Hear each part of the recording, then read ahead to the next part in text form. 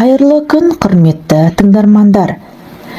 Ресми ақпараттарды жіберіп алмас үшін менің арнама тіркеліп, лайк, комментарий қалдыруларыңызды сұраймын.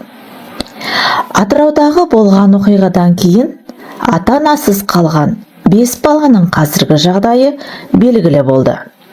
Қалалық білім бөлімі берген ресми мәліметтерге сүйене отырып, балалардың қазір қайда және қалай өмір сүріп жатқаны туралы ақпаратпен бөлісеміз. Қазіргі уақытта балалар арнайы әлеуметтік мекемелердің қамқорлығында. Отбасының үлкен 3 баласы бейімдеу орталығында, ал 1 және 3 жастағы 2 кішкентай бүлдіршін балалар үйіне орналастырылды. Мамандардың айтуынша, балалардың жағдайы тұрақты. Оларға қажетті медициналық тексерулер жүргізіп, психологиялық көмек көрсетілуде. Балалардың сабақ үлгерімі жақсы.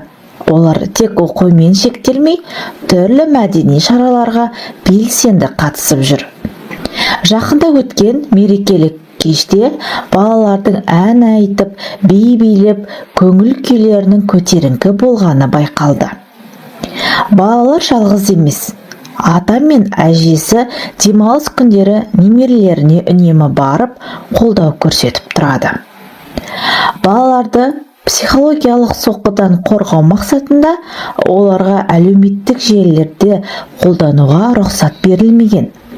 Соның арқасында олар болған оқиғаның егжей-тегжейлі туралы толық хабардар емес. Біз балалардың болашағына сәттілік тілейміз. Арнамызға жазылып, ресми ақпараттардан хабардар болыңыз. Құрметті тыңдармандар, менің арнамнан келесі қандай әңгіме, қандай оқиғаларды күтесіздер?